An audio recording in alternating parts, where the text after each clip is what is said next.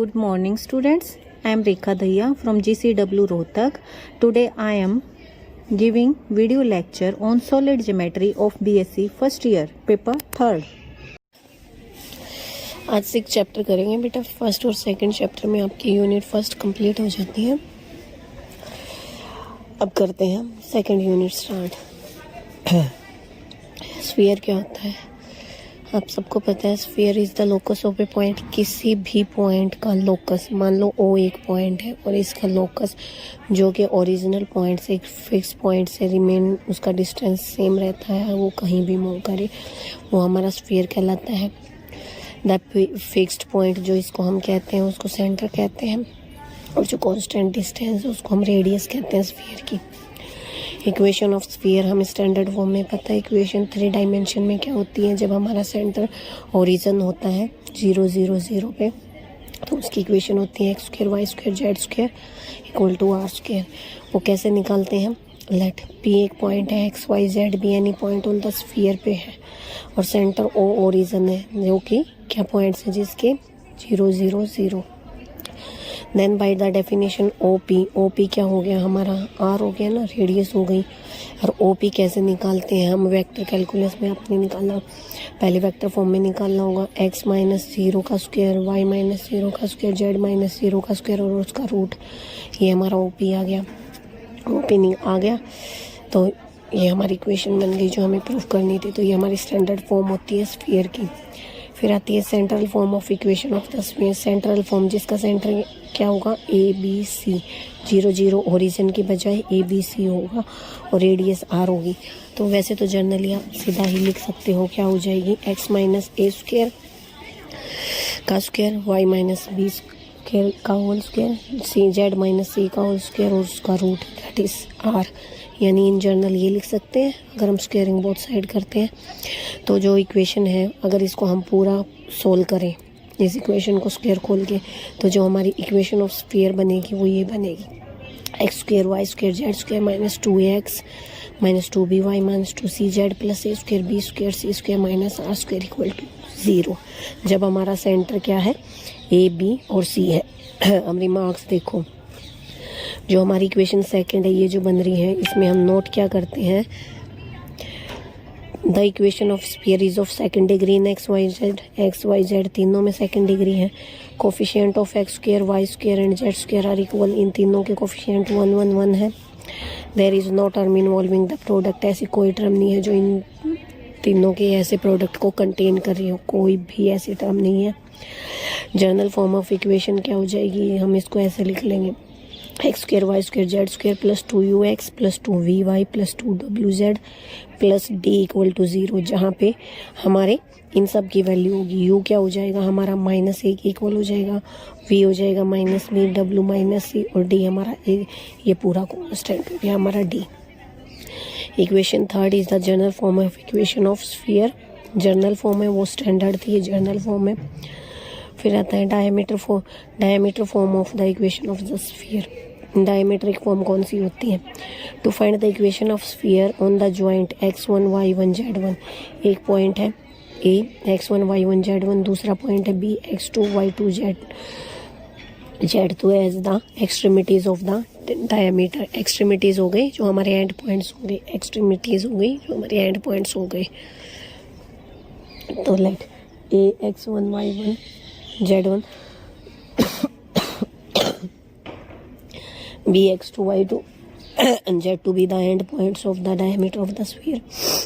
और P कोई point है जो हमारे स्फीयर पे लाई कर रहा है, और AP क्या है हमारा, परपेंडिकुलर है BP पे।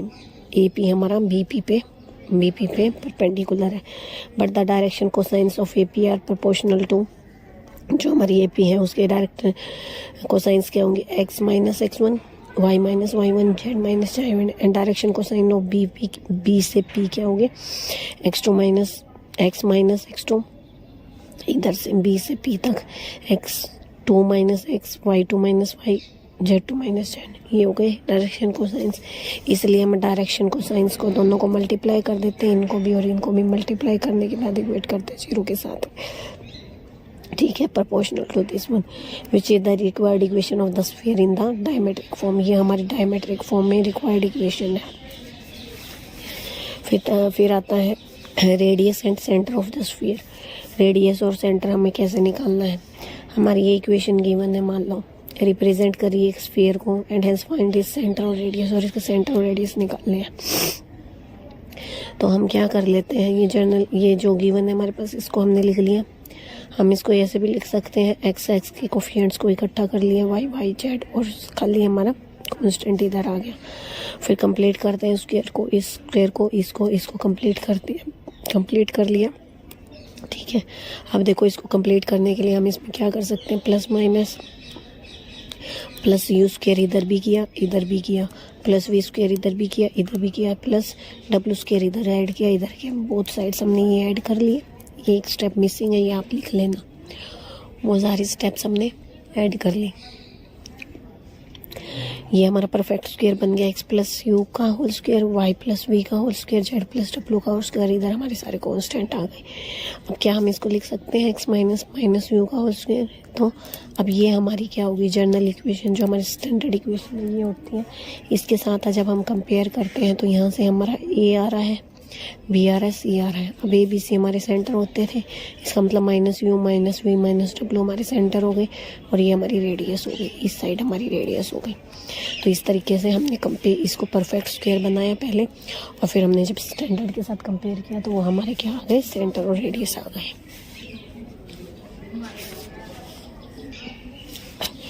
फिर आता है to prove that the equation, ये इक्वेशन गिवन है, represent a sphere and finds its centre और रेडियस। ये है ना, स्फीयर को रिप्रेजेंट कर रही है और इसके सेंटर और हमें रेडियस निकालने हैं इस इक्वेशन के। अब देखो, सबसे पहले हमें क्या करना है, हमें ये इक्वेशन दिख रही है। अब सबसे पहले हमें ये पता है कि जब हम स्फीयर की इक्वेशन निकालते हैं, जो हमारे कोफिशिएंट्स होते हैं x square y square z square के, ये हमने यहाँ पे पढ़े भी थे, ये रिमार्क्स में पढ़े थे। जो इनके कोफिशिएंट्स हों वो 1 होंगे। तो सबसे पहले हमें क्या करना है, इनके कोफिशिएंट्स को 1 बनाना है। ठीक है, उसको कैसे 1 बनाएंगे, ये ए है, ए है, ए है, पूरी इक्वेशन को ए से डिवाइड कर देते हैं। ए से डिवाइड किया तो ये सिंपल ये बन गए, और ये इधर ये बन गए। फिर हमने एक्स वाले टर्म्स को इकट्ठा किया तो ये बन गया। अब इसको हम क्या प्लस माइनस करें कि हमारा परफेक्ट स्क्वायर बन जाए। तो इसमें हम क्या ऐड करते हैं, you square upon A square add करते हैं इधर भी और राइट हैंड साइड में भी। तो इधर भी बनता चेंज होता चला गया डी हमारा, इधर भी ये हमारा परफेक्ट स्क्वायर बन गया, ये हमारा सेंटर बन गया। तो ये जब ये बन गया, एक इक्वेशन ये बन गई, एक हमारी स्टैंडर्ड इक्वेशन होती है ये वाली। इससे जब हम कंपेयर करते हैं तो यहाँ से ए बी सी की वैल्यू आ गई और वो हमारी आर की वैल्यू भी आ गई। तो ये ए बी सी हमारा क्या हो गया, सेंटर हो गया, और ये हमारी रेडियस हो गई। तो इस तरीके से हमें क्या करना है, इक्वेशंस का कंपेयर करके सेंटर और रेडियस निकाल लेनी है। आज स्टार्ट करते हैं example. Find the equation of the sphere whose centre is this and radius is 5। अब हमें पता है इक्वेशन क्या होती है हमारी स्फीयर की, x माइनस ए वाई माइनस बी का स्क्वायर जेड माइनस सी का स्क्वायर इक्वल टू आर। अब ए बी सी हमारे पॉइंट की 1 2 -3 और 4, रेडियस गिवन है, वैल्यू पुट की, उसको सिंप्लीफाई किया, ये हमारी इक्वेशन स्फीयर आ गई। सेकंड एग्जांपल है, हमें ये इक्वेशन गिवन है, हमें इसका क्या निकालना है, सेंटर निकालना है, रेडियस निकालना है। ये इक्वेशन गिवन है, पहले हमें देखने कोफिशिएंट्स क्या है, x square y square z square के 1 1 1 है। तो इसका मतलब हम इसको जर्नल के साथ कंपेयर कर सकते हैं। ये हमारी स्टैंडर्ड इक्वेशन है स्फीयर की, इसके साथ कंपेयर किया तो यहाँ से यू वी डब्ल्यू की वैल्यू आ गई। सेंटर हमारा क्या होता है, minus u minus v minus डब्ल्यू, रेडियस होती है हमारी root u square v square डब्ल्यू स्क्वायर माइनस में डी। डी क्या है, -2 है, वैल्यू पुट करेंगे तो यहाँ से ये सेंटर आ गया और यहाँ से ये रेडियस आ गई। ऐसे ही सेकंड इक्वेशन लेते हैं। सेकंड इक्वेशन ये गिवन है, क्या कोफिशिएंट है हमारे 1 है, नहीं है, तो हम क्या करते हैं, तीनों में से 2 कॉमन ले लेते हैं। ये हमारी इक्वेशन हो गई अब स्टैंडर्ड के इक्विवेलेंट। तो स्टैंडर्ड के साथ इसको कंपेयर किया, यू वी डब्ल्यू की वैल्यू निकाली, रेडियस निकाली। रेडियस क्या आ रही है, 0 आ रही है। इसका मतलब ये क्या है, हमारा पॉइंट स्फीयर, क्योंकि एक पॉइंट ही ऐसा होता है जिसकी कोई रेडियस नहीं होती है, इसलिए ये एक पॉइंट स्फीयर है। फिर आता है obtain the equation of sphere inscribed in it tetrahedron whose face are x0 y0 z0 और x + 2y 2z जो है। Equal to 1। अब मान लेते हैं ए बी सी सेंटर है, आर रेडियस स्फीयर की। Since the sphere is inscribed in a tetrahedron के अंदर है, thus the length of perpendicular from the centre A B C upon each of the face क्या हो जाएगी, radius of the sphere, यही हो जाएगी ना। टेट्राहेड्रन है हमारा, मान लो ये हमारा टेट्राहेड्रन, इसके अंदर स्फीयर है, तो ये क्या हो जाएगी कि फेस के बीच के जो परपेंडिकुलर डिस्टेंस है ये रेडियस हो जाएगी स्फीयर की, upon each is equal to radius of the sphere, यानी ए अपॉन जो हमारे फेसिस हमने सेंटर लिया है, ए बी सी हमने सेंटर माना है, तो ए अपॉन में 1, बी अपॉन 1, सी अपॉन 1 किसके इक्वल है, 1 minus a minus 2b minus 2c upon में 1 प्लस रूट 4 प्लस ये कोफिशिएंट्स ले रही हैं, coefficients of x1 x y and z, root 1 plus 4 plus 4 is equal to r, यानी ये क्या a equal to b equal to c, इसके equal है आर के इक्वल आर है।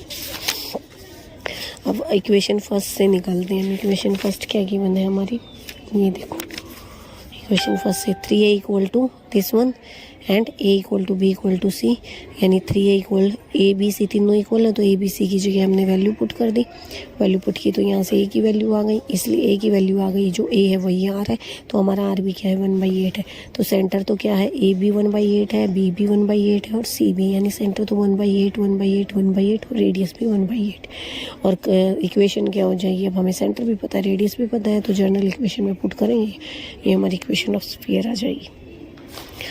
फिर आता है fourth example, a point move show that the sum of square of its distance from the 6 face of cube is constant, show that its locus is sphere. ये कह रहा है एक पॉइंट ऐसे मूव कर रहा है क्यूब के अंदर कि इसका डिस्टेंस सारे फेसिस से इक्वल है, और हमें ये शो करना है कि वो क्या है, स्फीयर है। हम लेते हैं let the centre of the cube be taken as origin, then the 3 mutual perpendicular lines through the centre and parallel to is as axis, हो जाएगी। अगर लेंथ ऑफ ईच एज हमने मान ली 2 है, then the equation of 6 face क्या हो जाएगी हमारी क्यूब की, x equal to plus minus a, y plus minus b, z plus minus b, तीनों डायमेंशंस में हो जाएगी। अगर हम x1 y1 z1 एक मूविंग पॉइंट ले लेते हैं, देन अकॉर्डिंग टू गिवन, ये गिवन कंडीशन है ना जो हमारी, इसके अकॉर्डिंग हमारी इक्वेशन क्या बनती है, x1 माइनस ए अपॉन 1 का स्क्वायर, x1 प्लस बी, एक बार a प्लस लिया एक बार minus, x1 minus minus A यानी x1 प्लस ए अपॉन 1 का square, y1 minus 1 y1 plus 1 z1 minus 1 upon equal to some constant that is 2 के square हमने मान ली। इसको सिंप्लीफाई किया, ये इक्वेशन बन गई। अब 10 लोकस ये है तो उसकी इक्वेशन क्या आ रही है, ये, और ये इक्वेशन किसकी है, स्फीयर की है। It is second degree equation, coefficient इसके 1 1 1 है, और कोई भी टर्म इसकी x y y z z x contain नहीं कर रही है, इसलिए ये क्या कह रही है, ये जो मूविंग पॉइंट है ये हमारा क्या है, स्फीयर है। इतना कर लेना, आगे कल करेंगे। आज करते हैं टचिंग स्फीयर्स। दो स्फीयर्स हैं, दो एक दूसरे को टच कर रहे हैं एक्सटर्नली या इंटरनली, वो डिपेंड करता है C1 C2 डिस्टेंस पे। अगर C1 प्लस C2 हमारा R1 plus C1 into C2 R1 plus R2 है, यानी मान लो ये स्फीयर आपस में टच कर रही हैं, ये R1 रेडियस है पहले स्फीयर की, दूसरे की हमारी R2। अगर ये हमारी R1 प्लस R2 की फॉर्म में आ रही है तो इसका मतलब क्या आ रहा है, हमारी ये टच कर रहा है एक्सटर्नली। अगर ये हमारी mode of R1 minus R2 आ रही है ये वैल्यू, तो ये टच कर रहा है इंटरनली। अब हम क्या एग्जांपल देख लेते हैं। Show that the sphere this and this भी टच कर रहे हैं, हमें दिखाना कि ये टच कर रहे हैं, और हमें इसके कॉमन पॉइंट्स का जहां पे ये टच कर रहे हैं ना उसका कोऑर्डिनेट निकालना है। स्फीयर इससे हमें दिख रहा है, सेंटर क्या है 0 0 है, C1 C2 सेंटर क्या है हमारा 9 12 20 है, तो दोनों स्फीयर की इक्वेशन लिखी, C1 C2 उसका सेंटर मान लिया, R1 R2 रेडियस, तो C1 हमारा ये है, R1 ये है, C2 हमारा ये वैल्यूज है, रेडियस हमारी 20 है। अब distance between the centre of the sphere क्या है, C1 C2, और डिस्टेंस कैसे निकालते हैं, स्ट्रेट लाइन के ये कोऑर्डिनेट माइनस में ये का स्क्वायर, 12 माइनस 0 का स्क्वायर, 20 माइनस 0 का स्क्वायर, और उसका रूट, ये आ गया 25 है। अब क्या C1 C2 क्या है 25 है, क्या हम उसको ये रेडियस 5 और 20 का प्लस कर सकते हैं, यानी सम है तो ये हमारे पॉइंट्स क्या है, हमारे क्या कर रहे हैं, ये स्फीयर हमारे एक्सटर्नली टच हो रहे हैं, एक्सटर्नली मतलब बाहर से टच हो रहे हैं, hence the two sphere touch externally, ये हमें पता लग गया। अब हमें पॉइंट भी निकालना है, ये वाला कॉमन पॉइंट हमने मान लिया, वो कॉमन पॉइंट क्या है, अल्फा बीटा गामा मान लिया B the common point.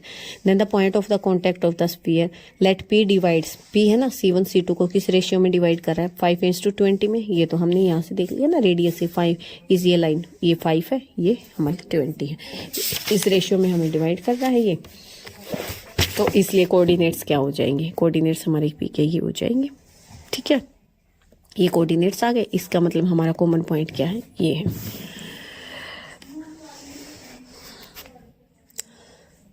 Exercise 6.1 try कर लेना।